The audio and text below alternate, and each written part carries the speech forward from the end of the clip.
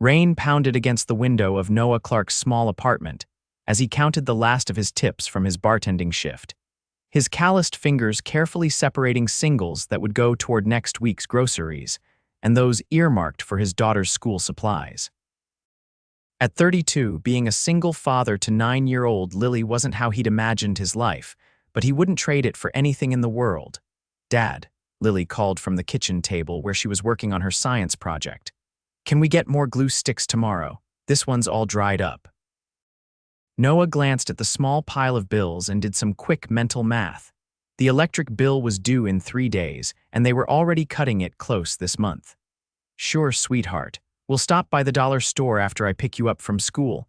His phone buzzed with a text from his neighbor Mrs.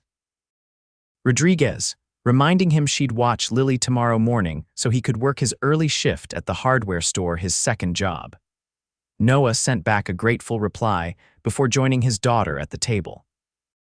"Let me see what you've got so far," he said, admiring the solar system model she'd constructed from painted styrofoam balls and wire coat hangers. "This looks amazing, Lil." Her gap-toothed smile was worth every double shift he'd ever worked. "Miss Peterson said we might get to display the best ones at the science fair. Do you think we could go if mine gets picked?" "Wouldn't miss it for the world," Noah promised, ruffling her strawberry blonde hair the same shade her mother had before she'd walked out on them 7 years ago, declaring family life too suffocating for someone only 25. The next morning arrived with merciless sunshine that gave Noah a pounding headache as he rushed to open the hardware store.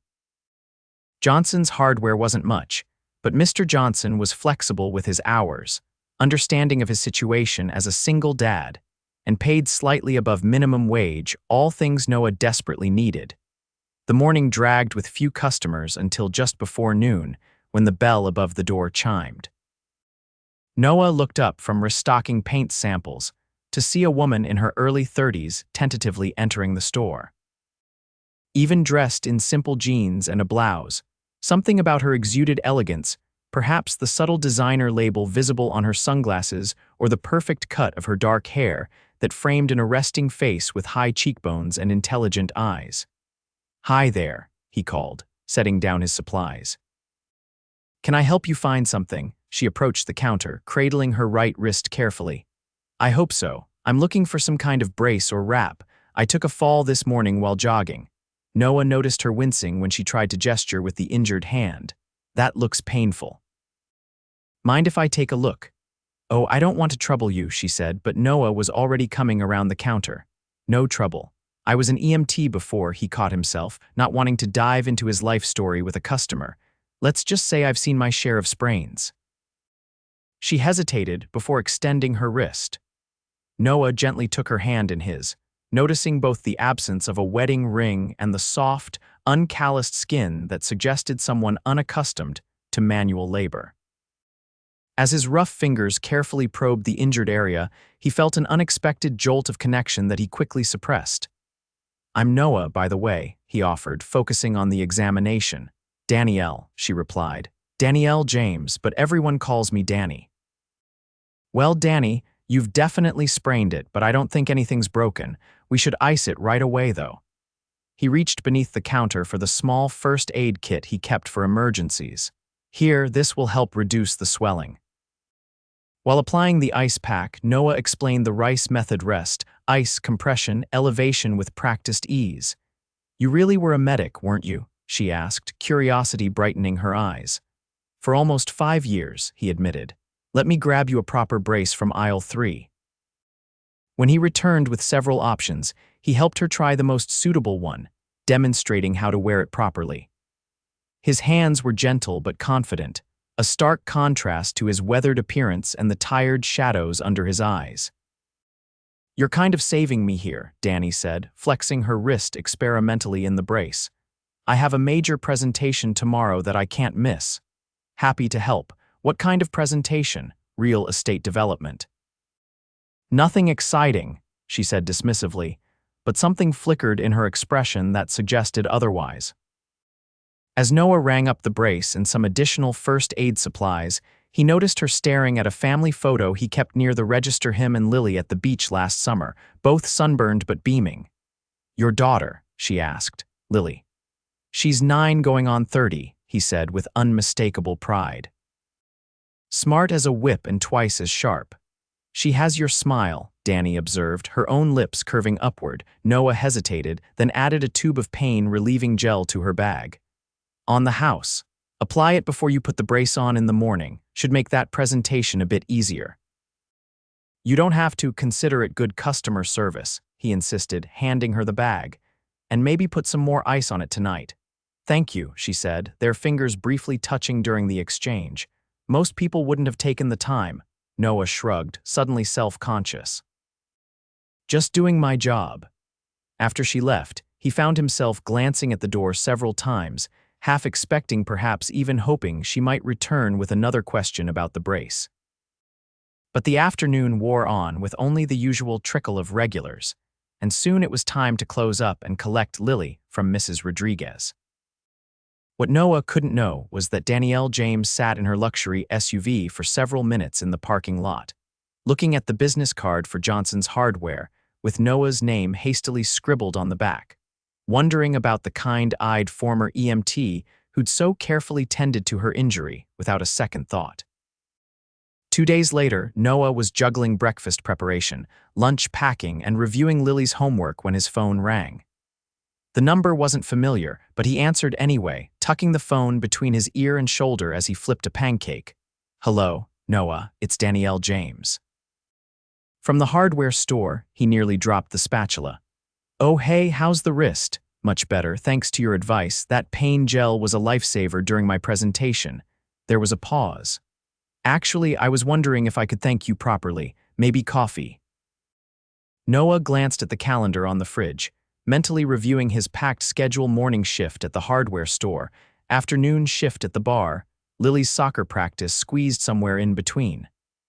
"That's really nice of you, but Dad, I can't find my science notebook." Lily called from her bedroom, interrupting his refusal. "1 second, he said into the phone before covering the mouthpiece.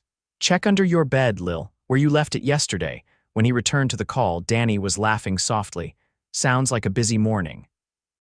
"Every morning," he admitted, flipping the pancake onto a plate. "Look, I appreciate the offer, but I don't really have free time." "I get it," she finished for him. "What if I bring coffee to you at the store? No pressure, just a thank you." There was something in her voice, a genuine warmth mixed with what might have been disappointment, that made Noah reconsider. "I'm there until 2 today." "Perfect. See you then." After hanging up, Noah stared at the phone, wondering what had possessed him to agree.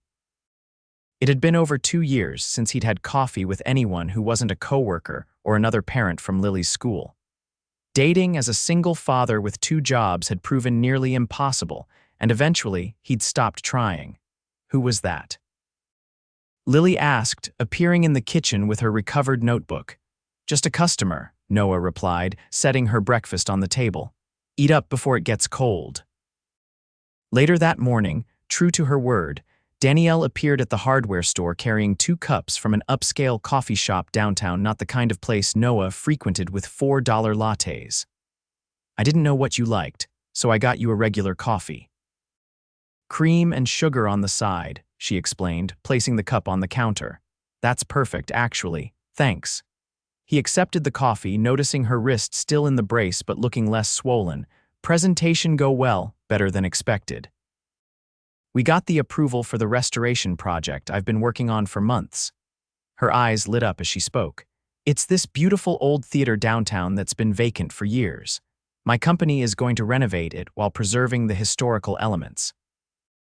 Noah found himself genuinely interested. "The Majestic. I used to pass that place every day when I worked for the city. Always thought it was a shame to see it sitting empty." "That's the one, you know it." Danny seemed surprised and pleased.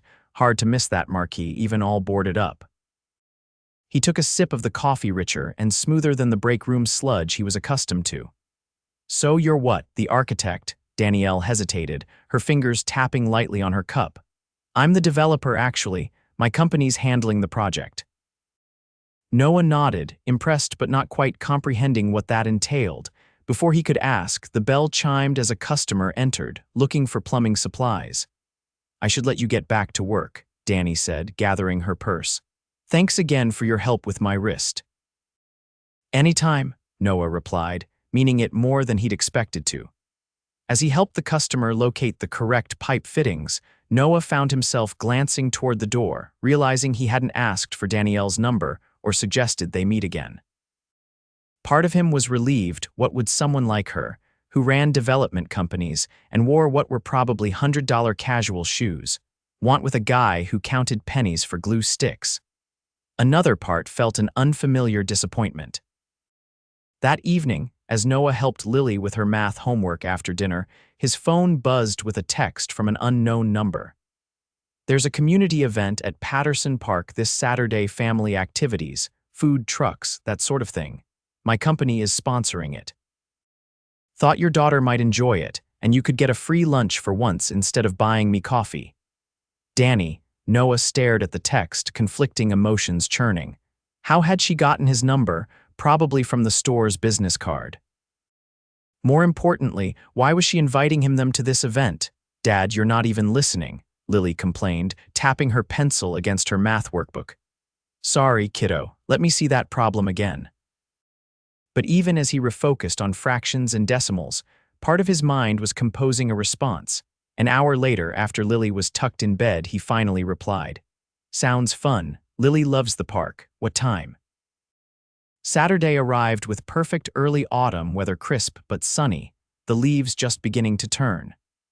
Noah had rearranged his schedule, trading shifts with a coworker at the bar, something he rarely did.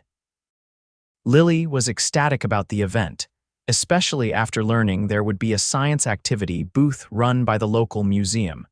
They arrived at the park to find it transformed. Colorful banners hung between trees, food trucks lined the perimeter, and various activity stations were scattered across the main lawn.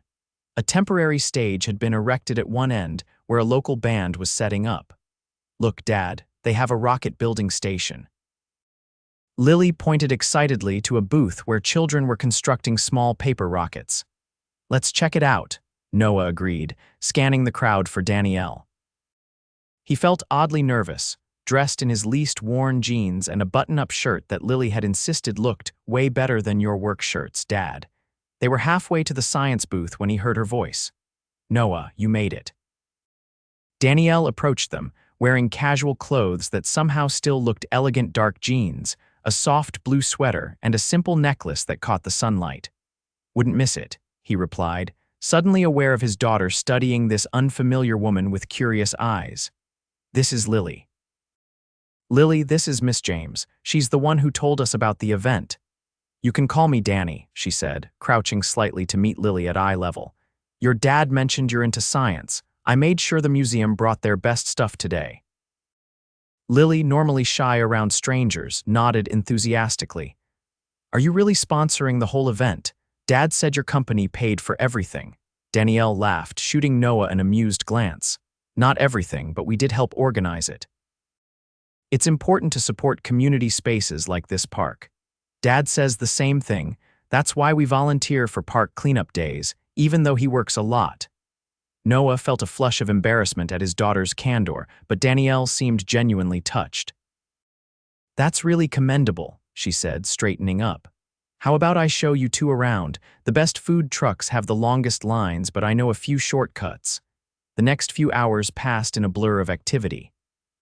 Lily built and launched a paper rocket, visited the face painting booth, emerging with a glittery solar system on one cheek, and devoured a gourmet grilled cheese from one of the food trucks. Noah found himself relaxing in Danielle's company as they followed Lily's enthusiastic lead from one activity to the next.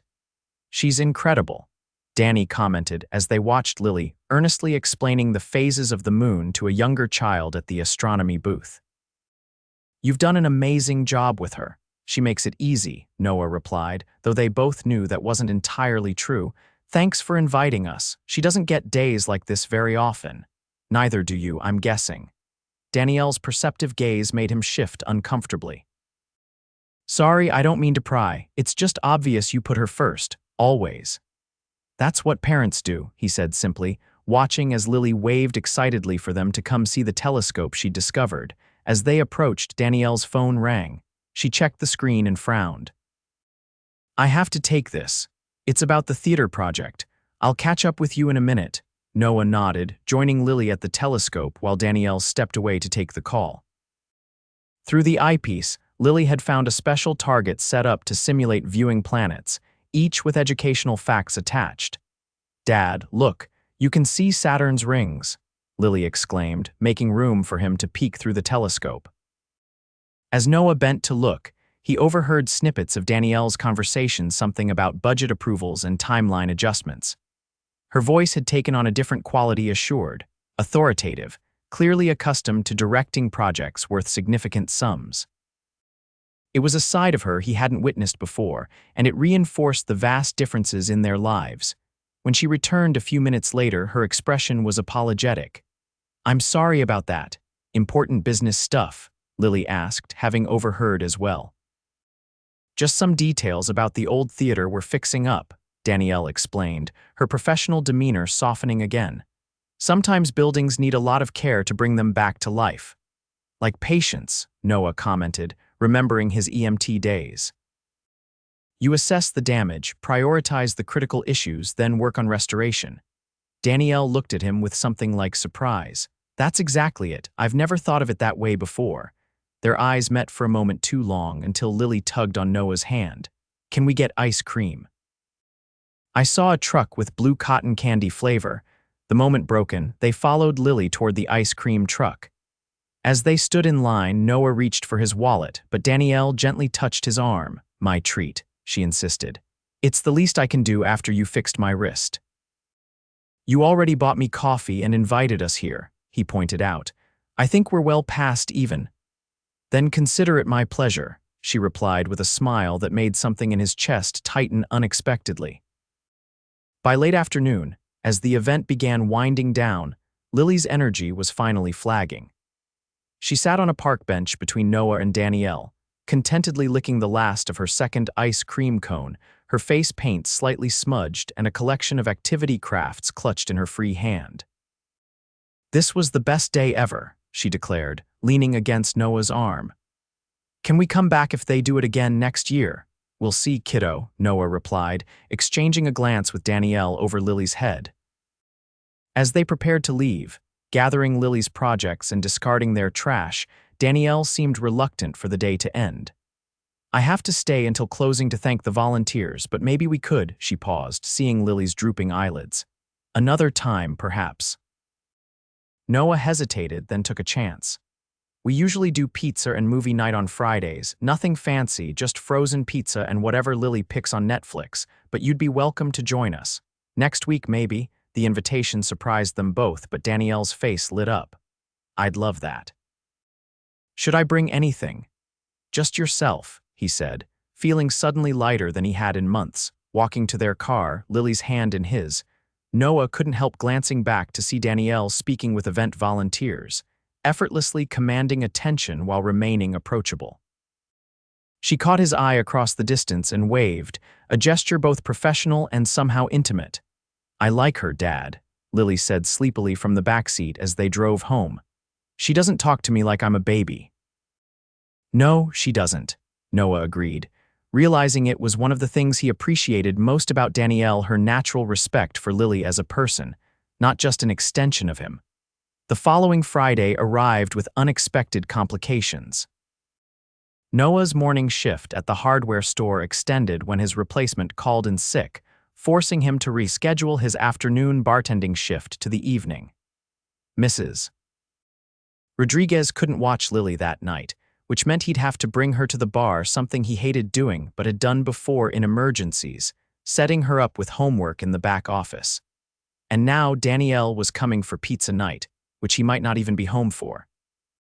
He called her from the hardware store during a quiet moment. Hey, I hate to do this, but something's come up with work, he explained, the familiar weight of responsibility settling on his shoulders. I might not be able to do pizza night after all. Oh. The disappointment in her voice was evident. Is everything okay? Noah sighed, rubbing his forehead. Just scheduling issues. I have to cover a shift at my second job tonight and my babysitter can't take Lily. There was a pause before Danielle spoke again. What if I watched Lily? We could still do pizza night, just without you for a bit. The offer caught him completely off guard. I couldn't ask you to babysit. That's not why I invited you over. I know that, she said firmly, but I'd enjoy spending time with Lily and it solves your problem. Unless you're not comfortable with me watching her, which I'd completely understand. Noah considered it. Lily had taken to Danielle immediately at the park event, and his instincts honed by years of assessing people quickly as an EMT and then as a single parent told him Danielle was trustworthy. Let me talk to Lily first, he said finally. If she's comfortable with it, then maybe, but only if you're sure.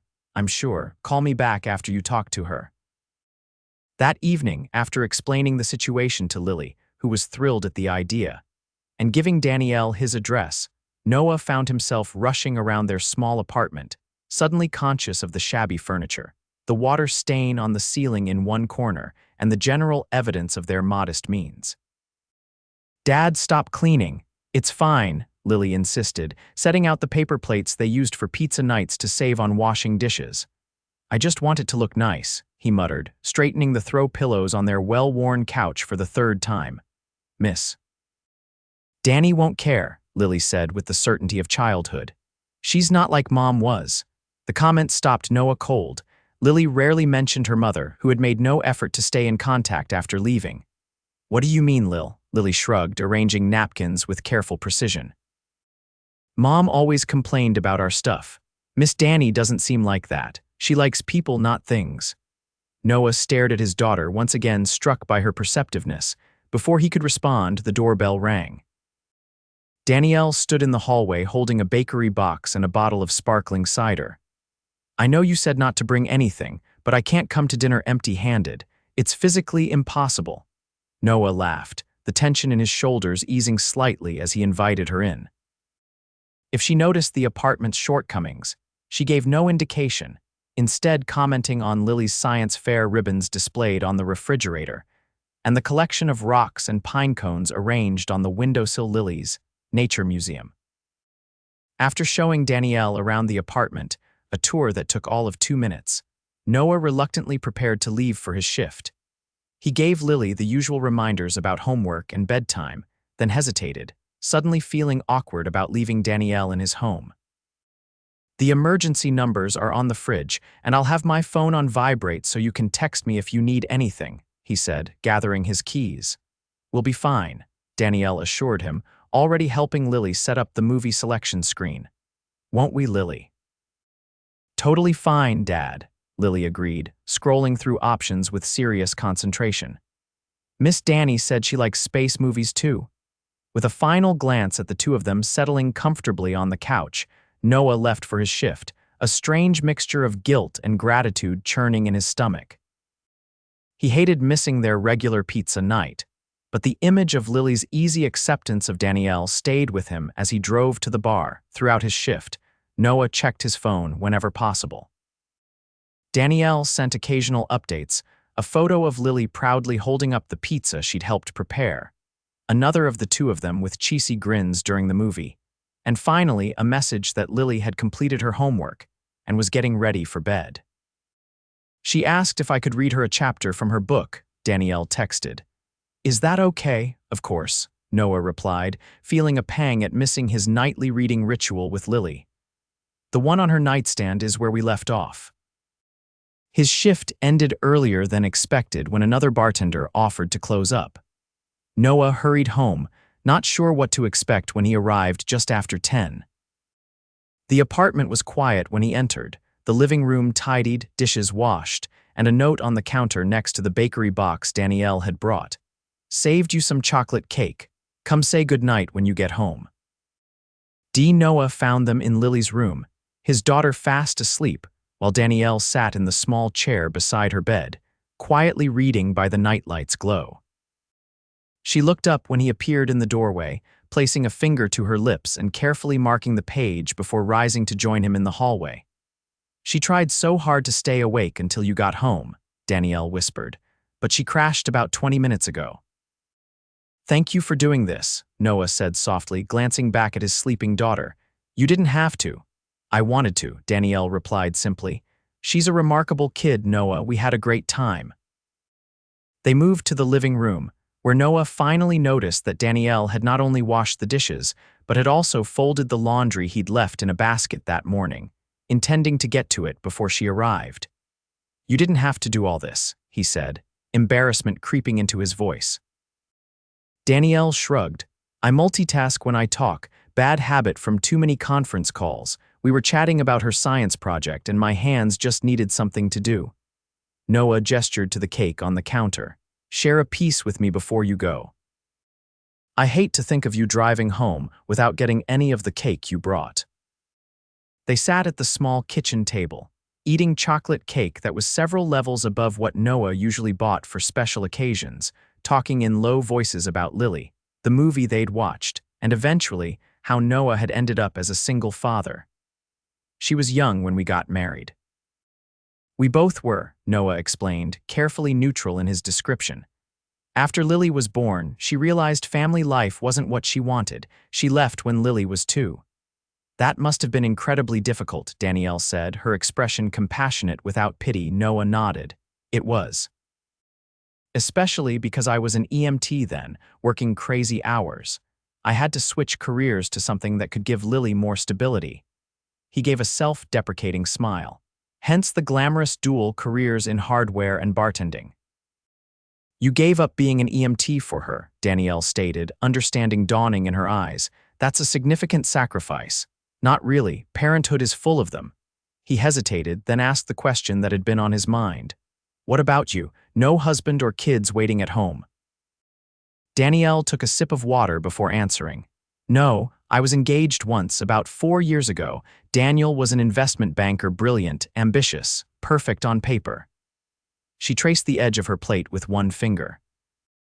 "He was also completely uninterested in building a life that included anything but wealth accumulation and status symbols. When I realized I was just another acquisition for him, I ended it." "His loss," Noah said quietly. Danielle looked up, her eyes meeting his. "I've been focused on my career since then, building something meaningful. Like restoring old theaters, exactly like that." Her smile was warm. "Not just preserving history, but creating spaces for communities to come together." Noah found himself wanting to know more about her projects, her vision, how she'd become involved in development. It was nearly midnight when they finally noticed the time, both surprised at how the hours had slipped away in conversation. "I should go," Danielle said reluctantly, gathering her purse. "I've kept you up late enough after your long day." At the door, there was a moment of awkward hesitation. Noah wanted to suggest seeing her again, but found himself paralyzed by the awareness of their different worlds, her corporate success versus his paycheck-to-paycheck existence. Danielle solved the dilemma by taking the initiative. "I'd like to see you again, both of you. Maybe something besides pizza next time." "I'd like that too," Noah admitted, relief washing over him. "Though Lily might protest any deviation from pizza." Danielle laughed softly. "Fair point. How about I cook for you two next time at my place?" "Unless that's weird or it's not weird," he assured her. "It's nice, really nice."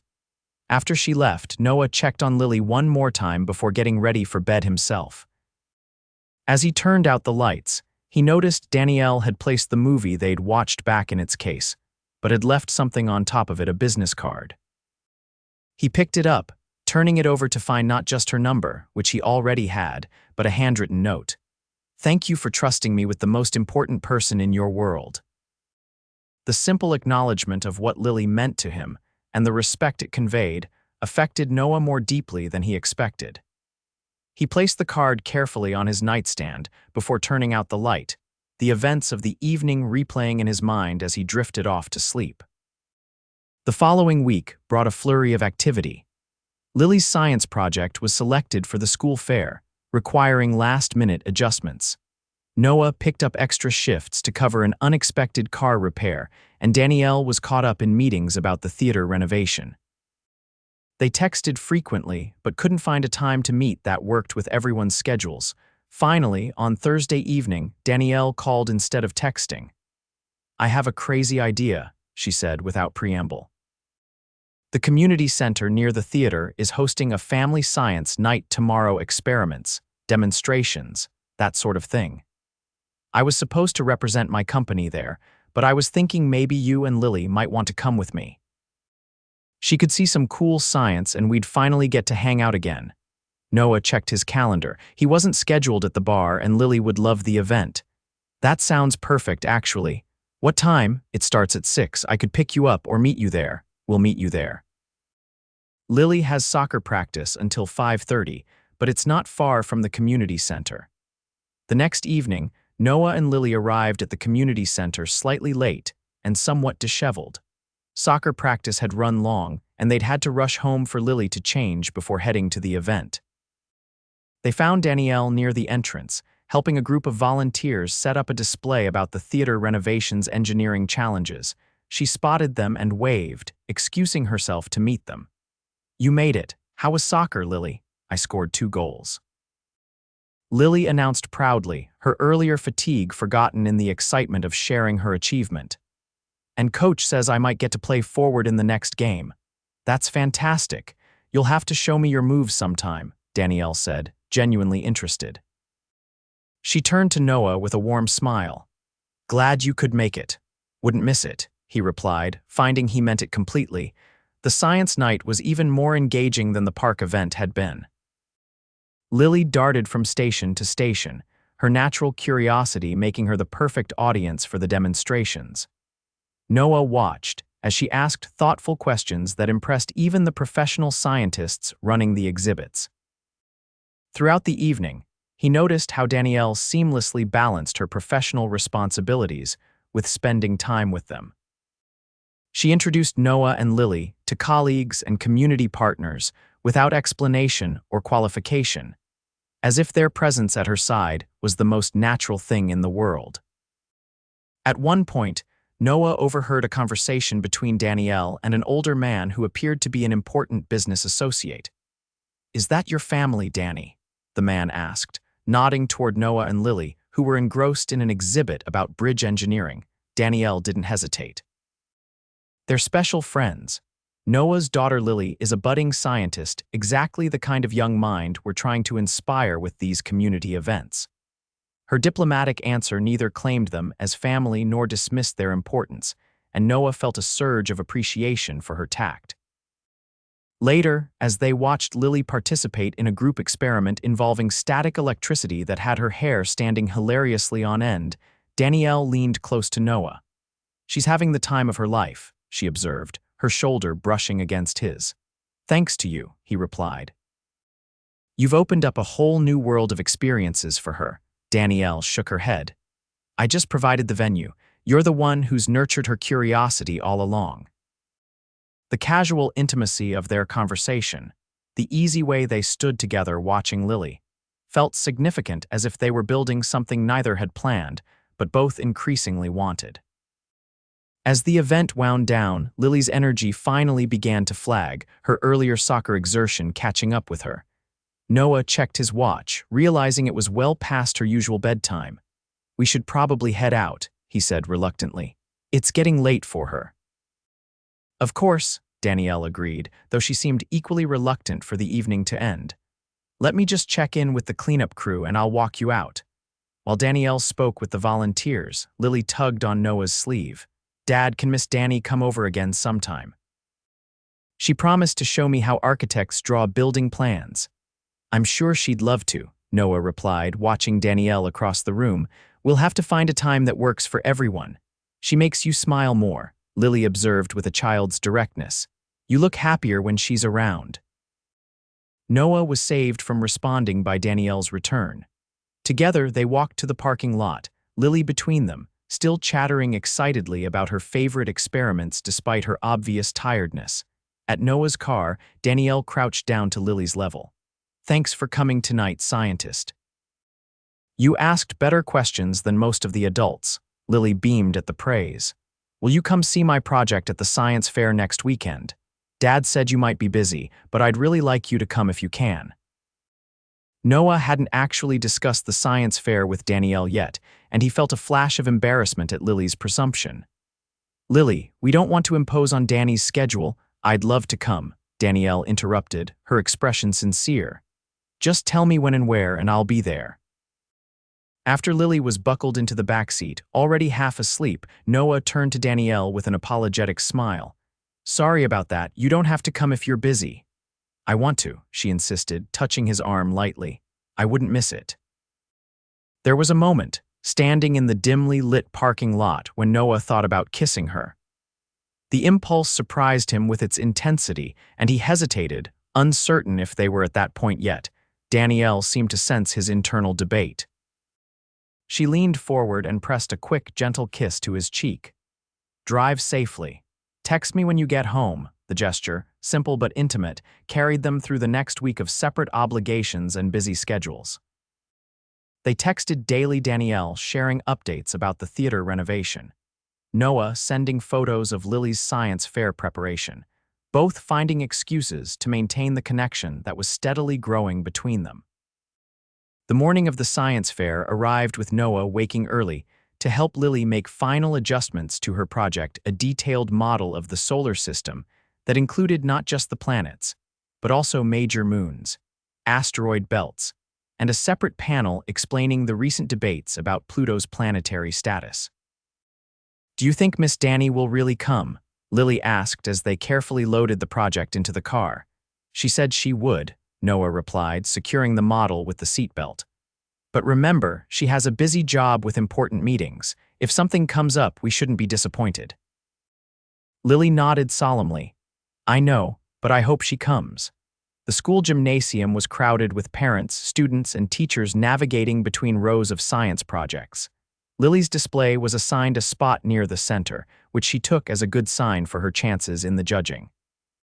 Noah helped her set up, then stepped back to give her space as she practiced her presentation for the judges. An hour into the event, with judging well underway, there was still no sign of Danielle. Noah tried not to show his disappointment, reminding himself that her absence was perfectly understandable given her professional responsibilities. Still, he found himself checking his phone repeatedly for messages and glancing toward the entrance whenever new visitors arrived. Lily, to her credit, remained focused on impressing the judges, delivering her memorized explanation with enthusiasm each time someone stopped at her display. She'd just finished talking with the principal when Noah noticed her eyes widening, her attention fixed on something behind him. He turned to find Danielle making her way through the crowd, elegant even in casual clothes, carrying what appeared to be a small gift bag. What caught Noah's attention, however, was that she wasn't alone. An older gentleman in a suit accompanied her, engaged in what looked like serious conversation. Lily abandoned all protocol and ran to greet her, stopping just short of a hug. You came? I was scared you wouldn't make it. Of course I came, Danielle said warmly. I wouldn't miss seeing your project after all the work you put into it. She gestured to her companion. This is Professor Ellison from the university's astronomy department. When I mentioned your project, he was very interested in seeing it. Noah watched in amazement as Lily straightened her shoulders and extended her hand to the professor with newfound confidence. I'm Lily Clarke. My project explores the classification of celestial bodies in our solar system, with special attention to the criteria for planetary status. Professor Ellison shook her hand with appropriate gravity. That sounds fascinating, Miss Clarke. I'd be honored to hear your presentation. As Lily led the professor to her display, Danielle moved to Noah's side. Sorry we're late. The meeting ran long, but I didn't want to miss this. You brought an astronomy professor to a fourth-grade science fair, Noah asked, still processing what had just happened. Danielle looked suddenly uncertain. Was that overstepping? He's consulting on an observatory project we're funding, and when I mentioned Lily's interest in astronomy, he offered to come. I thought she might appreciate talking with a real scientist, but if it's too much, it's not too much, Noah assured her quickly. It's incredible, look at her. They both turned to see Lily animatedly explaining her research to the professor, who was nodding and asking questions with genuine interest.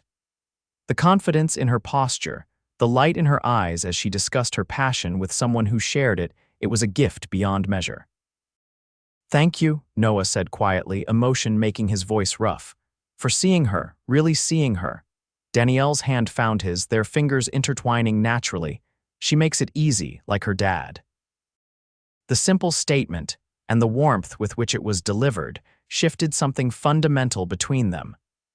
Noah squeezed her hand gently, not caring who might notice in the crowded gymnasium.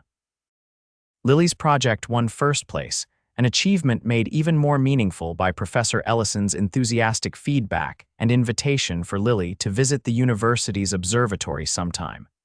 By the time they left the school, Lily was practically floating with excitement. "Can we celebrate?" she asked as they walked to the parking lot, her blue ribbon clutched tightly in one hand. "Please, Dad."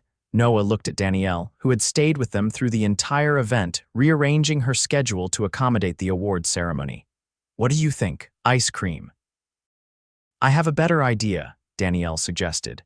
"Have you two ever been to Antonio's?" Antonio's was an upscale Italian restaurant downtown, the kind of place Noah might save for a very special occasion, if at all. He hesitated, knowing a meal there would blow his budget for the week.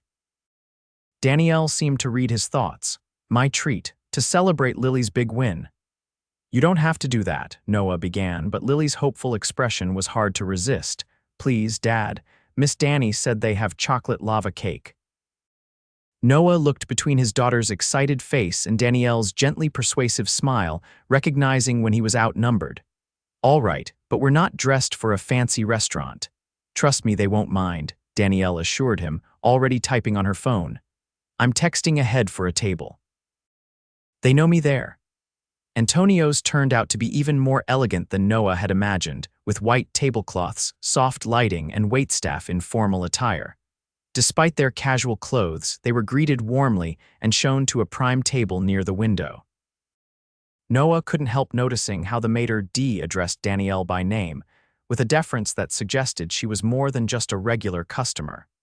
Once seated, Danielle helped Lily navigate the menu, explaining unfamiliar Italian terms and suggesting dishes she might enjoy. Noah watched their interaction, struck by how natural it felt, this impromptu celebration, the three of them together, Danielle's genuine investment in Lily's accomplishment. "This is the best day ever," Lily declared as she dug into her pasta primavera. "First place and fancy Italian food." "You earned it, kiddo," Noah said, still amazed by his daughter's achievement. "Your hard work paid off. And now you get to visit a real observatory," Danielle added. "Professor Ellison was very impressed with your knowledge of astronomy." Lily beamed, twirling pasta on her fork with careful concentration. "He said I asked excellent questions. That's what scientists do, you know. They ask the right questions." "A very wise observation," Danielle agreed, sharing a smile with Noah over Lily's head. Throughout the meal, Noah noticed small details about how the restaurant staff interacted with Danielle, the wine recommendation offered without being requested, the chef who emerged briefly from the kitchen to greet her personally, the subtle deference in their manner. It was clear she was someone of significance here, though she carried it lightly, focusing her attention on making Lily feel special. When the check came, it was presented directly to Danielle with a discreet murmur that Noah couldn't quite catch. She nodded and signed something without showing him the total, smoothly preventing him from seeing what must have been an astronomical figure by his standards. As they were leaving, the manager approached them. "Always a pleasure, Miss James. Your father will be disappointed he missed you." "Please give him my best," Danielle replied warmly. "I'll try to stop by when he's in town next week." Outside in the cool evening air, Noah finally connected the dots. "Your father knows the owner." Danielle looked slightly embarrassed. "Actually, my father is the owner. Or rather, the primary investor. Antonio's is part of a restaurant group my family has invested in for years." The revelation hit Noah like a physical blow, not just wealthy enough to afford expensive restaurants, wealthy enough to own them. The distance between their worlds suddenly felt vast and unbridgeable. "You could have mentioned that," he said quietly as they walked toward their cars, Lily skipping ahead with her ribbon. "Would it have mattered?" Danielle asked, her expression cautious. "I don't know," Noah admitted. "Maybe not, but it feels like something I should have known before you paid for what was probably a several $100 dinner." Danielle stopped walking, turning to face him directly. "Noah, I don't think about money the way you might assume I do. Yes, I come from wealth, and yes, I have resources most people don't. But that's not what defines me, and it's certainly not what I value about the time we've spent together." Before Noah could respond, Lily called back to them. "Come on, slowpokes. I want to call Grandma to tell her about my ribbon before bedtime." The moment of tension dissolved as they both smiled at Lily's impatience. By unspoken agreement, they set the conversation aside for later, focusing instead on Lily's continued excitement about her achievement. At the parking lot, Lily surprised them both by giving Danielle a spontaneous hug. "Thank you for coming to my science fair and for the fancy dinner and for bringing the astronomy professor." Danielle returned the hug with visible emotion. "Thank you for letting me be part of your special day, Lily. I'm so proud of you." After securing Lily in the car, Noah turned to Danielle. "We need to talk about a lot of things, apparently." "I know," she agreed. "Tomorrow, coffee." "Coffee," he confirmed, the simplicity of the suggestion somehow reassuring after the revelations of the evening. "I'll text you." Driving home, with Lily happily recounting her favorite moments of the day from the backseat, Noah's mind raced with questions. How wealthy was Danielle exactly? Why hadn't she been more forthcoming about her background? And most importantly, what did she want from her relationship with him and Lily? The next morning, after dropping Lily at her weekend art class, Noah met Danielle at a small coffee shop halfway between their homes. He arrived early, securing a quiet table in the corner where they could talk privately. Danielle arrived precisely on time, dressed casually in jeans and a simple sweater that probably cost more than his entire wardrobe. She ordered a plain coffee and joined him at the table, her expression both determined and slightly apprehensive. "So," Noah began, unsure how to broach the subject delicately, "you're rich." A surprised laugh escaped her. "Well, that's direct." "Sorry," he said, feeling clumsy. "I'm not great at this." "No, I appreciate the directness," she assured him. "Yes, I come from a wealthy family. My parents built a successful real estate development company that I now help run. We specialize in urban renewal projects, historic preservation, and community-focused developments." "Like the theater," Noah said, thinking of the passion in her voice when she described that project. "Exactly like the theater. That's my baby, the first major project I've spearheaded entirely on my own." Noah took a sip of his coffee, organizing his thoughts. "Why didn't you tell me?" Danielle sighed, her fingers tracing the rim of her cup.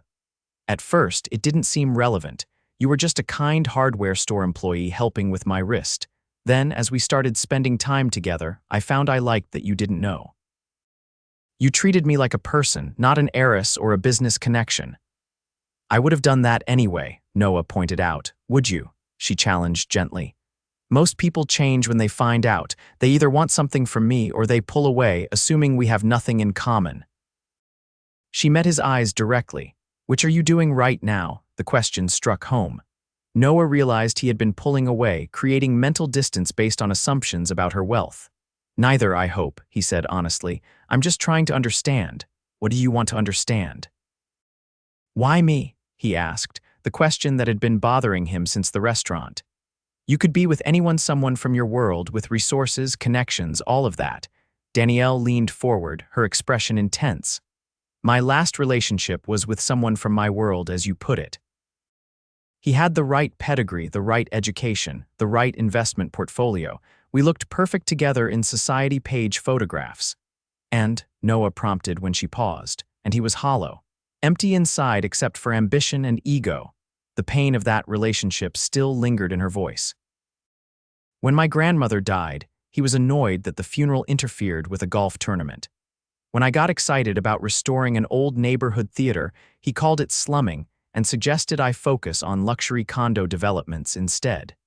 She reached across the table to touch Noah's hand. "Do you know what I saw the first day I met you? A man who took time to help a stranger even though there was nothing in it for him. Who spoke about his daughter with genuine pride and joy. Who knew his own worth had nothing to do with his bank account."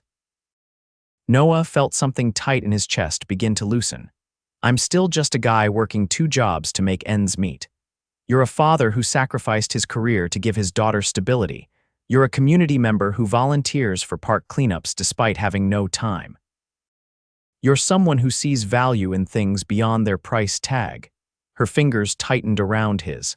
That's who I'm interested in, Noah, not your tax bracket. The sincerity in her eyes was impossible to doubt. Noah turned his hand to properly hold hers, feeling the connection between them strengthen. I'm not going to pretend the money thing isn't intimidating, he admitted. I can't take you to restaurants like Antonio's or buy you the kind of gifts you're probably used to. I don't want gifts, Danielle said firmly. I want someone who sees me as more than my family's money, someone who challenges me to be better, who reminds me why I chose community development over luxury projects in the first place. And you think that's me. I know it's you. It has been since you carefully wrapped my sprained wrist and refused to let me pay for the pain gel. She smiled, the warmth of it reaching her eyes. Plus, you come with the bonus of an amazing kid who gets excited about astronomy and asks better questions than most of my board members. Noah couldn't help laughing at the accuracy of that description. Lily is pretty special. Like her dad, Danielle said softly. The simple statement, delivered with such genuine affection, broke down the last of Noah's reservations. He leaned across the table and kissed her a gentle, questioning kiss that quickly deepened when she responded with unmistakable enthusiasm. When they finally broke apart, both slightly breathless, Noah felt lighter than he had in years. So what now? Where do we go from here? Forward, Danielle suggested. Together, taking it one day at a time and seeing where it leads. I like the sound of that, Noah agreed, still holding her hand across the table. The following weeks brought a gradual blending of their lives. Danielle joined them for more pizza and movie nights, this time bringing ingredients to make the pizza from scratch, teaching Lily how to knead dough and create her own custom toppings. Noah helped Danielle with small repairs around her surprisingly modest townhouse, using skills from the hardware store to fix a leaky faucet and install new shelving in her home office. Their relationship deepened through these ordinary moments, cooking together, walking in the park, helping Lily with homework. Danielle became a regular presence at Lily's soccer games, cheering enthusiastically from the sidelines alongside Noah.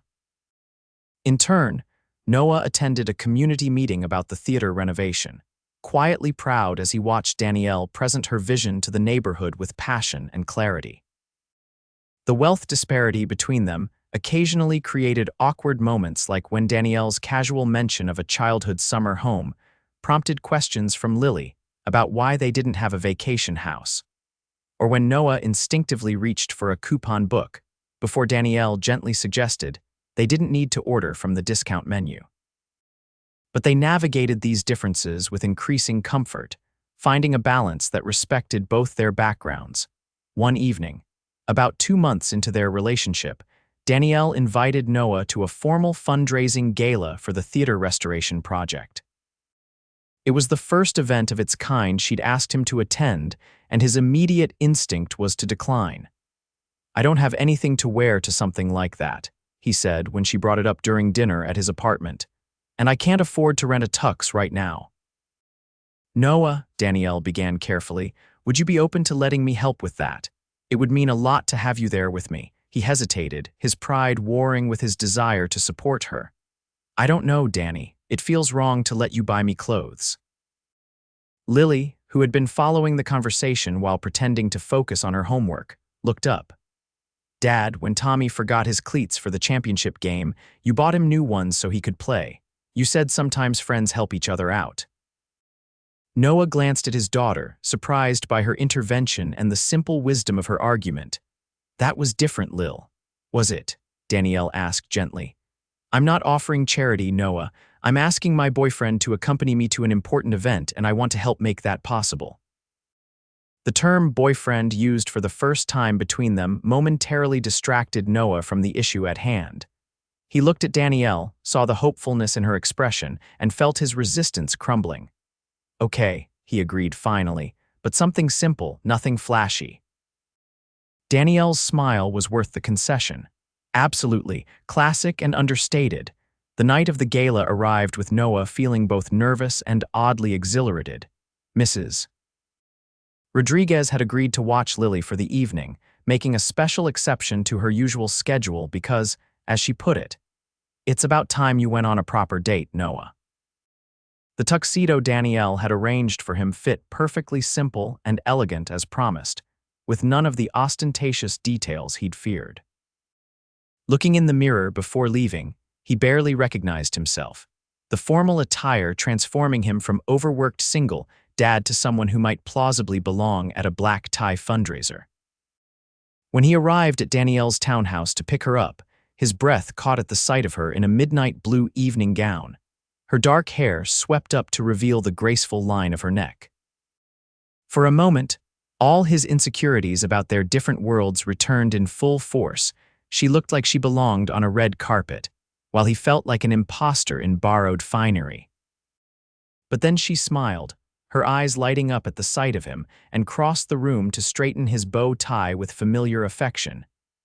"You clean up pretty well, Clarke," she teased, her fingers lingering at his collar. "Not so bad yourself, James," he replied, finding his confidence in the warmth of her gaze. The gala was held in the partially renovated theater itself, the grand lobby restored to its original 1920s glory, while the auditorium remained a work in progress. As they entered, Noah was struck by the transformation of the space he'd passed countless times in its abandoned state. Crystal chandeliers illuminated intricate plasterwork, and the marble floor gleamed beneath the feet of elegantly dressed attendees. "This is incredible, Danny," he said, taking in the details of the restoration. "I can't believe how much you've accomplished already." "It's just the beginning," she replied, her passion for the project evident in her voice. "Wait until you see the plans for the auditorium. We're preserving all the original Art Deco elements while updating the acoustics and sight lines." Throughout the evening, Danielle introduced Noah to colleagues, investors, and community partners. He was surprised to find himself engaged in the conversations, his background in city services giving him insight into the practical aspects of urban renewal that many of the wealthy donors lacked. When he mentioned his experience responding to emergencies in underserved neighborhoods as an EMT, several board members listened with genuine interest to his perspective on community needs. "You're a natural at this," Danielle murmured as they moved between groups. "Everyone's impressed." "By what?" Noah asked, genuinely puzzled. "By you, your knowledge, your authenticity." She squeezed his hand. "They're used to people telling them what they want to hear. You're telling them what they need to hear." The evening culminated with Danielle giving a presentation on the theater project, standing on the partially restored stage with architectural renderings projected behind her. Noah watched from the front row as she spoke eloquently about not just preserving a historic building, but revitalizing a neighborhood, creating jobs, and providing accessible arts programming for families of all income levels. "This isn't just about restoring a beautiful structure," she concluded, her gaze finding Noah in the audience. "It's about building connections, between past and future, between different parts of our community, between people who might otherwise never cross paths. That's the true preservation work, not just of buildings, but of human connection." The applause was enthusiastic, and the pledges that followed exceeded the evening's fundraising goal. As donors lined up to congratulate Danielle, Noah stepped back, giving her space to bask in the well-deserved recognition of her vision and hard work. Later, as they slow danced in the theater's lobby to the music of a small jazz ensemble, Noah held Danielle close, breathing in the scent of her perfume and marveling at the journey that had brought them together. "Your speech was amazing," he said softly near her ear. "You really believe in what you're doing." "I do," she confirmed, her cheek resting against his shoulder, "even more since I met you and Lily." "How so?" Danielle pulled back slightly to look at him, her expression thoughtful. "You've reminded me why community spaces matter. Not as abstract concepts, but as real places where real people connect. Lily deserves a neighborhood with a thriving theater and accessible arts programs. You deserve a community that values your contributions beyond your paycheck." The simple sincerity of her statement touched Noah deeply. "Thank you for seeing that, for seeing us." "Always," she promised, leaning up to kiss him softly. As they continued to dance, surrounded by the glittering restoration of a once abandoned space, Noah realized something fundamental had shifted within him. The differences in their financial situations hadn't disappeared, but they no longer seemed like insurmountable barriers.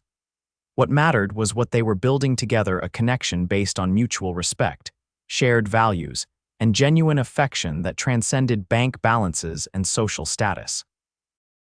Later that night, after he'd changed back into his regular clothes and picked up a sleeping Lily from Mrs. Rodriguez, Noah found himself standing in his small kitchen, replaying the evening in his mind. His phone buzzed with a text from Danielle. "Thank you for tonight. You made it perfect." "Sleep well." Read the simple message, punctuated with that small heart emoji, filled him with a sense of possibility he hadn't felt in years. He responded with a heart of his own, then tucked his phone away, smiling as he went to check on Lily one more time before bed. The following months brought a gradual, natural progression in their relationship. Danielle became a fixture in Noah and Lily's lives, joining them for weekend outings, helping with school projects, and sometimes simply being present for ordinary moments like weeknight dinners or Sunday morning pancakes. Noah, in turn, became her trusted sounding board for work challenges, her +1 at community events, and increasingly her emotional anchor. The theater renovation continued, with Noah occasionally stopping by after his hardware store shifts to watch the progress and offer practical suggestions that Danielle's team often implemented. Lily developed a fascination with architecture after Danielle taught her how to read blueprints, adding building design books to her growing collection of science interests. 6 months after the gala, as summer approached, Danielle invited Noah and Lily to dinner at her townhouse, mentioning she had something important to discuss. Noah arrived with a sense of nervous anticipation, wondering what she might want to talk about. The townhouse, like Danielle herself, was elegant without being ostentatious, a reflection of her taste for quality over showiness. She greeted them at the door with her usual warmth, ushering them inside where delicious aromas wafted from the kitchen. "Something smells amazing," Noah commented, presenting her with a bouquet of wildflowers Lily had insisted on stopping to pick from a public garden on their way. "I made lasagna from scratch this time, not frozen," Danielle replied, accepting the flowers with genuine delight. "And Lily, I remembered those garlic knots you liked from Antonio's. I got the recipe from the chef." Dinner was relaxed and filled with laughter, with Lily dominating the conversation with stories from school and soccer. It wasn't until they'd moved to the living room with dessert that Danielle brought up her news. "The theater renovation is ahead of schedule," she began, setting down her plate. "We're planning a soft opening in August with a full grand reopening in September." "That's fantastic, Danny," Noah said sincerely. "You've worked so hard on this." "I couldn't have done it without your input," she replied, reaching for his hand, "which actually leads to what I wanted to discuss with you both." She took a deep breath. "The theater will need a facilities manager, someone who understands the building systems, can coordinate maintenance, and knows how to handle emergencies." Noah raised an eyebrow, sensing where this was headed. And I think you'd be perfect for the position," Danielle said, her eyes shining with enthusiasm. "It combines your hardware store knowledge, your emergency training, and your practical problem-solving skills. The hours would be regular, no more late-night bar shifts, and the salary." She named a figure that made Noah blink in surprise, plus benefits, including health insurance. "Danny," Noah began carefully, "I appreciate the thought, but I can't take a job just because we're dating. Your board would never approve that kind of nepotism." "I anticipated that objection," she replied with a smile. "Which is why I had HR create a blind application process. Your resume, which I helped update but didn't identify, was reviewed along with 20 other applicants by a committee that doesn't include me. You made the top 3 on merit alone." "Really?" Noah couldn't hide his surprise. "Really," she confirmed. "The final decision will be made by the operations director, not me. All I did was make sure you knew about the opportunity and had a fair chance to apply. The rest would be up to you and your qualifications." Noah sat back, processing this information. "That's actually really thoughtful. Dad, you have to apply," Lily interjected, having followed the conversation with intense interest. "You'd be so good at fixing the theater stuff." "The application deadline is next Friday," Danielle added. "Just think about it, okay? No pressure either way." But there was pressure not from Danielle, but from the weight of possibilities suddenly before him. A stable job with regular hours, doing work he'd be good at, with a salary that would allow him to provide for Lily without constant financial anxiety. It was everything he'd been working toward for years. "I'll think about it," he promised, though in truth, his mind was already racing ahead to what such a change could mean for him and Lily. Later that night, after Lily had fallen asleep on Danielle's comfortable guest bed, a recent addition to her home that hadn't gone unnoticed by Noah, they sat together on the patio, talking in low voices beneath a sky sprinkled with stars.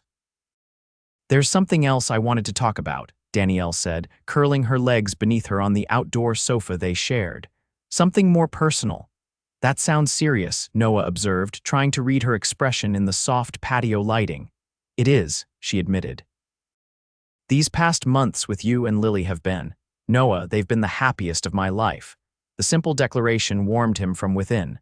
"For us too, Danny. You've become so important to both of us." She took his hand, her fingers intertwining with his. "I've been thinking about the future. About what I want, what might be possible for us." Noah felt a flutter of anticipation mixed with apprehension. "And what do you want? More of this, more of us." Her voice was steady, but he could feel a slight tremor in her hand. "I want to wake up with you in the morning and help Lily with her science projects in the evening. I want to build a life together, Noah." The weight of her words, the commitment they represented, left him momentarily speechless. Not because he didn't share the sentiment, but because hearing it articulated so clearly made his own feelings impossible to ignore. "I want that too," he said finally, his voice rough with emotion. "But Danny, our lives are still so different in some ways. I don't want you to feel like you're compromising or that I'm some kind of don't," she interrupted, pressing her fingers gently to his lips. "Don't diminish what you bring to this relationship. My life before you and Lily was successful but incomplete. You've shown me what really matters." Noah pulled her closer, resting his forehead against hers. "So what are you suggesting, exactly?" "Nothing specific yet," she replied. "Just that we start thinking about our future together more intentionally. Maybe consider living arrangements that make more sense than shuttling between two places, having more discussions about what we both want long-term." "That sounds reasonable," Noah agreed, feeling both exhilarated and slightly overwhelmed by the prospect. "We should probably include Lily in those conversations too. She's the one who'd be most affected by any big changes." Danielle smiled, the affection in her eyes unmistakable. "Of course. Lily's needs come first. That's one of the things I love most about you, Noah. You're always a father before anything else." The use of the word love, casual but meaningful, hung between them for a moment before Noah leaned in to kiss her, conveying without words the depth of his own feelings. The next morning over breakfast, they broached the subject with Lily, keeping the conversation light and hypothetical. To their mutual amusement, she responded with characteristic directness. "So you want to know if I'd be okay with us all living together sometime?" She clarified, methodically spreading peanut butter on her toast. "Like, would I mind sharing a house with Miss Danny?" "Something like that," Noah confirmed, exchanging a glance with Danielle. "It's just an idea we're thinking about for the future, not right away." Lily considered this with the serious deliberation she applied to all important decisions. "Would I get my own room, with space for my science stuff?" "Absolutely," Danielle assured her. "And maybe even a small study area specifically for your projects." This clearly appealed to Lily, who nodded thoughtfully. "And would we still have pizza night on Fridays?" "Non-negotiable," Noah said firmly. "Some traditions are sacred." "Then I think it would be okay," Lily decided, taking a bite of her toast. "Actually, it would be better than okay. It would be really nice." The simplicity of her acceptance, free from the complications and hesitations that adults might bring to such a decision, touched both Noah and Danielle deeply. "Well, that settles it," Danielle said lightly, though her eyes shimmered with emotion. "Pizza nights are forever." The summer unfolded with new possibilities. Noah applied for the theater facilities manager position and progressed through a series of interviews, each one confirming that he was genuinely qualified for the role based on his diverse experience. By late July, he had been offered the job not through Danielle's influence but on his own merits, and gave notice at both the hardware store and the bar. Mr. Johnson was understanding, even proud when Noah explained the opportunity. "Always knew you were meant for better things, Noah. Just glad you found your path." The theater renovation neared completion, with the soft opening scheduled for mid-August. Noah began training for his new position, learning the intricacies of the historic building's updated systems while offering practical insights that often improved the final implementation. Danielle, though careful to maintain professional boundaries at work, couldn't hide her pride in his contributions. Lily thrived throughout the summer, dividing her time between soccer camp, science enrichment programs, several of which Danielle had quietly arranged scholarships for, and helping Noah and Danielle with age-appropriate tasks at the theater. Her confidence blossomed under the combined attention of two adults who valued her intelligence and encouraged her curiosity. As August approached, they began more concrete discussions about living arrangements. Danielle's townhouse, while beautiful, had only 2 bedrooms and limited outdoor space. Noah's apartment was too small for 3 people. After careful consideration of various options, they decided to look for a new place together, something that would truly be theirs, rather than one person moving into the other's established space. "I want this to feel like a fresh start for all of us," Danielle explained as they browsed real estate listings online one evening after Lily was asleep. "A home we create together." Noah appreciated the sentiment, though he was still adjusting to the financial realities of their relationship. His new job, while well-paying by his standards, still put him at a fraction of Danielle's income. They'd had frank discussions about money, agreeing to a proportional contribution to household expenses that felt fair to both of them, but Noah sometimes still struggled with the imbalance. "What about this one?" Danielle suggested, pointing to a listing for a renovated craftsman-style home in a family-friendly neighborhood not far from Lily's school. It had 4 bedrooms, a fenced backyard, and an attached garage that could double as a workshop, all features they'd identified as priorities. Noah looked at the price and winced. "That's significantly above what we discussed for my contribution."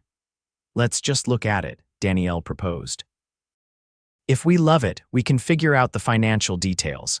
If we don't, no harm done." The house, when they toured it the following weekend with Lily in tow, proved to be even more perfect than the listing suggested.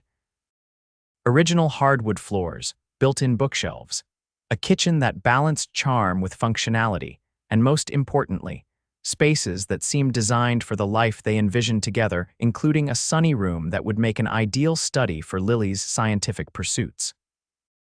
"Dad, there's a tree perfect for a swing in the backyard," Lily reported after exploring the outdoor space. "And look at all these windows for my plants." Noah watched his daughter's excitement, saw Danielle's hopeful expression, and felt his reservations wavering. Yes, the house was beyond what he could reasonably afford on his own, but they weren't on their own anymore.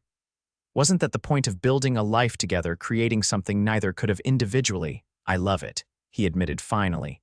"It feels like it could be home." The relief and joy on Danielle's face was worth any lingering pride he had to swallow. "It does, doesn't it? We could move in before school starts, give Lily time to settle in before the new year." They made an offer that afternoon, with financing arrangements that respected Noah's need for independence while acknowledging the reality of their different resources. By the time they left the real estate agent's office, all 3 were buzzing with plans for the space, Lily's ideas for her bedroom, Noah's vision for the garage workshop, Danielle's thoughts on creating a comfortable home office. As they walked to the car, Lily skipping ahead with uncontainable excitement, Danielle slipped her hand into Noah's. "Thank you for being open to this. I know it wasn't easy." "Getting easier," he admitted, squeezing her hand. "Turns out my pride isn't worth as much as building a future with you." The soft opening of the restored theater coincided with their move into the new house, making for a chaotic but exhilarating week. Community leaders, investors, and press were invited to preview the space before the public grand opening scheduled for the following month. Noah, now officially on staff as the facilities manager, found himself juggling last-minute technical issues while trying to coordinate movers and help Lily prepare for the new school year. Danielle was equally swamped, managing the PR aspects of the theater opening while trying to arrange furniture deliveries and utility connections for their new home. Despite the stress, they worked as a team, communicating constantly and stepping in to cover for each other when needed. The night before the soft opening, with the theater finally ready and most of their belongings moved into the new house, though largely still in boxes, they collapsed together on the sofa they'd positioned in what would eventually be a proper living room. "I can't believe we're doing all of this at once," Noah said, his head resting against the back of the couch, Danielle curled against his side. "New job, new house, theater opening. It's like we're cramming a year's worth of life changes into 1 week. Too much." Danielle asked, looking up at him with a hint of concern. "No," he replied without hesitation. "Overwhelming sometimes, but in the best possible way." He pressed a kiss to the top of her head. "I keep expecting to wake up back in my apartment, counting tips and worrying about the electric bill." "Is that a good thing or a bad thing?" she asked softly. Noah considered the question honestly. "Good, definitely good. I wouldn't trade this chaos for anything." They sat in comfortable silence for a while, listening to the unfamiliar sounds of their new home settling around them and Lily's occasional movements as she organized her bedroom exactly to her specifications. "Noah," Danielle said finally, her voice thoughtful. "I've been thinking about something." "That sounds ominous," he teased, though he felt a flutter of nerves at her serious tone. She sat up slightly to face him. "Not ominous, just significant. The theater opening tomorrow represents something I've worked toward for years. This house is the beginning of our future together. It feels like a threshold we're crossing." "I'd say that's accurate," he agreed, watching her expression carefully. "I don't want to cross it without telling you exactly how I feel." She took his hand, her eyes steady on his. "I love you, Noah Clarke. I love your integrity, your dedication to Lily, the way you see value in things others might overlook. I love the life we're building, and I want to keep building it indefinitely." The simple declaration, delivered without fanfare but with absolute sincerity, filled Noah with a warmth that spread through his entire being. "I love you too, Danny. More than I thought possible after everything that happened with Lily's mom. You've shown me what a true partnership can be." The kiss that followed was both tender and profound, a promise exchanged without words. "Dad, Miss Danny," Lily's voice broke the moment as she bounded into the room. "I finished organizing my science books. Come see." They followed her upstairs, hand in hand, to admire the meticulous arrangement of astronomy texts, field guides, and science encyclopedias on the new bookshelves in her room. Her space was already taking shape, posters of the solar system on the walls, her telescope positioned by the window, the science fair ribbon proudly displayed on a cork board. "It's perfect, Lily," Danielle said, genuinely impressed by the 9-year-old's organizational skills. "I left room for more books," Lily explained, pointing to an empty shelf, "for when we go to the bookstore next week like you promised." "Smart planning," Noah commented, ruffling her hair affectionately. Lily looked between them, her expression suddenly serious. "Can I ask something important?" "Of course, kiddo," Noah replied, exchanging a curious glance with Danielle. "Since we all live together now, can I call you Danny instead of Miss Danny? The miss part feels weird when you're here all the time." Danielle's eyes widened slightly, and Noah could see the emotion she was carefully controlling. "I'd like that very much, Lily," she said softly. "If your dad is okay with it." "More than okay," Noah confirmed, his own voice slightly rough. Lily nodded, satisfied. "Good." Because you're family now, not just dad's girlfriend. And family doesn't need the miss part. The simple, matter-of-fact declaration so typical of Lily's straightforward approach to life brought tears to Danielle's eyes that she quickly blinked away. "Thank you, Lily," she said, crouching to meet the girl at eye level. "Being part of your family means everything to me." Lily accepted this with a solemn nod before quickly moving on, as children do. "Can we have pizza for dinner, since we're all too tired to cook?" "Pizza sounds perfect," Noah agreed, grateful for his daughter's ability to both recognize profound moments and keep them grounded in everyday reality. As they headed downstairs to order dinner, Noah caught Danielle's hand, pulling her back for a moment. "You okay?" he asked quietly, noting the lingering emotion in her eyes. "Better than okay," she assured him, her smile radiant despite her exhaustion. "Just processing the fact that I officially have a family now." "You do," he confirmed, kissing her lightly. Complete with a 9-year-old pizza critic and a slightly overwhelmed facilities manager. "Wouldn't have it any other way," she replied, squeezing his hand before they continued downstairs to join Lily. The theater's soft opening the next day was a resounding success. Community leaders praised the thoughtful restoration. Investors were pleased with the efficient use of resources, and the press coverage highlighted both the building's historical significance and its potential impact on neighborhood revitalization. Noah, in his official capacity, ensured everything ran smoothly from a technical standpoint, while taking quiet pride in Danielle's moment of professional triumph as she addressed the gathered crowd. "This project represents what's possible when we invest in community spaces," she said from the restored stage, the original Art Deco details gleaming behind her. "When we recognize that cultural landmarks belong to all of us, regardless of economic status. This theater will offer programming accessible to every family in our city, continuing its century-long tradition as a place where stories are shared and memories created." Her gaze found Noah at the back of the auditorium, where he was monitoring the new lighting system, and their eyes locked briefly in a moment of shared accomplishment. This wasn't just her professional success or his new job, it was something they had contributed to together, each in their own way. After the event, as the last guests departed and the staff began cleaning up, Noah found Danielle in the theater's elegant upper lobby, looking out over the city through the restored arched windows. "Congratulations," he said, coming to stand beside her. "You did it." "We did it," she corrected, leaning against him as his arm circled her waist. "I couldn't have finished this without you, Noah. I think you're giving me too much credit. This was your vision long before we met." "The vision, yes," she acknowledged. "But you helped make it better, more practical, more accessible, more genuine." She turned to face him fully. "That's what you do, Noah. You make things better just by being part of them." The simple truth in her statement, reflective of how she genuinely saw him, touched Noah deeply. Not as a charity case or someone to be rescued, but as an equal partner who brought valuable contributions to their shared life. "I have something for you," he said, reaching into his pocket. "A small opening night gift." Danielle took the small package, unwrapping it carefully to reveal a slender silver bracelet with a single charm, a miniature wrench. She laughed in delight, immediately understanding the reference to their first meeting. "Because if you hadn't sprained your wrist that day at the hardware store." Noah began. "We might never have met," she finished, extending her wrist so he could fasten the bracelet. "It's perfect, I'll wear it always."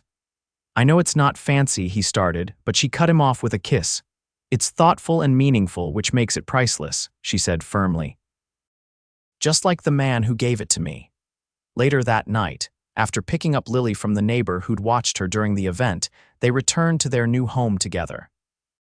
Despite the chaos of half-unpacked boxes and furniture waiting to be arranged, it already felt like the sanctuary they'd envisioned, a place where their improbable love story could continue to unfold. As Noah tucked an exhausted Lily into bed in her new room, she asked drowsily, "Is Danny going to stay with us forever, Dad?" The question, innocent but profound, made Noah pause.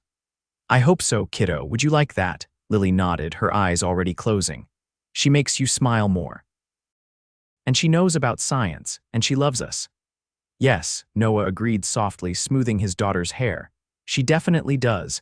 Downstairs, he found Danielle in what would become their home office, unpacking books onto shelves. She looked up when he entered, her smile warming him from the inside out. "Lily asleep?" she asked. "Out like a light," he confirmed, moving to help her with the books. "She just asked me if you're going to stay with us forever." Danielle's hands stilled on the book she was holding. "What did you tell her?" "That I hope so," Noah replied honestly. "That's the truth." Setting down the book, Danielle turned to face him fully. "I'm not going anywhere, Noah. This you, Lily, our home, this is everything I want. Even though I still sometimes forget which fork to use at fancy restaurants," he teased, though there was a hint of genuine insecurity beneath the humor. "Especially because of that," she said, stepping closer to wrap her arms around his waist. "Because you care about things that actually matter, not which fork to use." Noah pulled her closer, marveling at how perfectly she fit against him, how right their unlikely connection had turned out to be. "I love you, Danielle James." "And I love you, Noah Clarke," she replied, rising on tiptoes to kiss him. Sprained wrist and all. 1 year later, on the anniversary of the theater's opening, Noah stood backstage watching Danielle address a packed house for the venue's first community awards ceremony. The event celebrated local residents who had contributed to neighborhood improvement, with categories ranging from youth leadership to historic preservation. The theater had become exactly what Danielle had envisioned: a vibrant community hub, hosting everything from professional performances to school plays, film screenings to community meetings. Noah's role as facilities manager had expanded to include mentorship of a youth technical training program, teaching teenagers about lighting, sound, and stage management. Their home had fully taken shape around them, transforming from a house filled with boxes to a warm, comfortable space that reflected all three of their personalities. Lily's science interests had continued to flourish, her bedroom/laboratory now featuring a more advanced telescope, a joint birthday gift from Noah and Danielle, and a growing collection of awards from school competitions. Most significantly, their relationship had deepened into a solid partnership based on mutual respect, shared values, and genuine love. The financial disparities that had once seemed so daunting had faded in importance, as they built a life that balanced Danielle's resources with Noah's practical approach to needs versus wants. As the awards ceremony concluded to enthusiastic applause, Noah met Danielle in the wings, handing her a glass of water.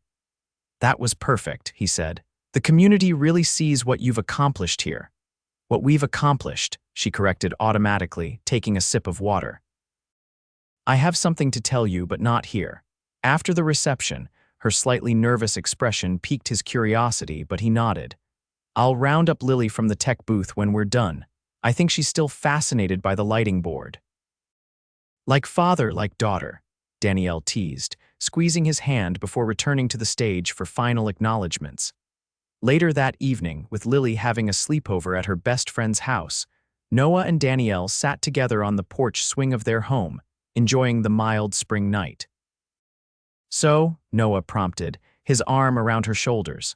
"What did you want to tell me?" Danielle took a deep breath, turning slightly to face him. "I've been offered an opportunity to expand our theater model to other cities, taking over historic venues and creating community arts centers. It would mean some travel, consulting with local development teams." "That sounds amazing, Danny," Noah said sincerely. "Your vision deserves to spread." "There's more," she continued, a hint of nervousness in her voice. "I've also been thinking about us, about our future. This past year has been the happiest of my life, Noah. You and Lily have given me the family I always wanted." Noah felt a flutter of anticipation, sensing the conversation was heading somewhere significant. "We feel the same way. You know that." "I do know that," she agreed, reaching into her pocket. "Which is why I wanted to ask you something important." To Noah's complete surprise, she withdrew a small velvet box and opened it to reveal a simple but elegant titanium ring. "Noah Clarke, will you marry me?"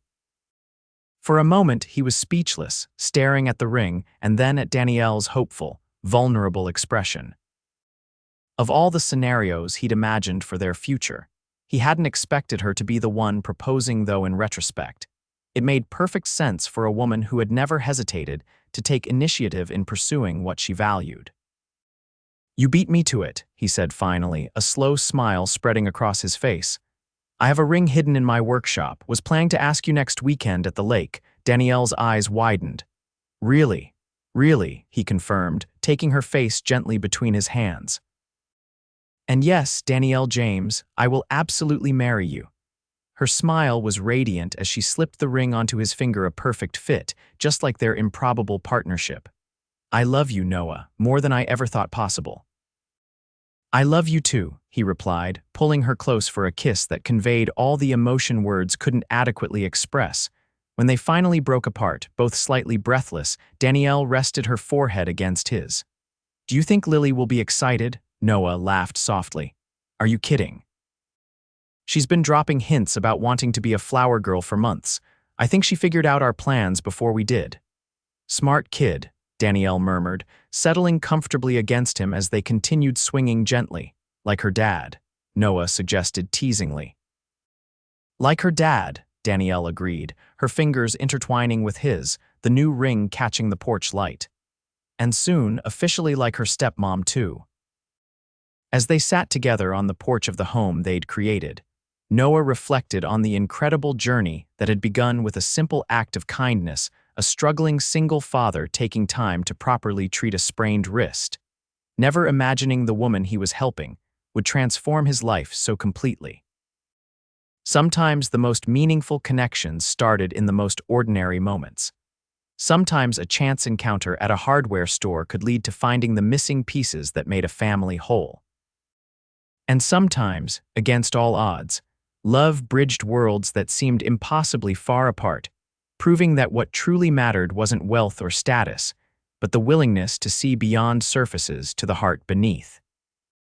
Noah pulled Danielle closer, grateful beyond words for the sprained wrist that had brought his future wife into his life, and for every moment since that had led them here to this porch, this home, this family, this love that had started so unexpectedly, but now felt as essential as breathing. "So," he said after a comfortable silence, "about that expansion project, tell me more." And as the night deepened around them, they continued planning their shared future, one that neither could have imagined alone but that now stretched before them, full of promise and possibility.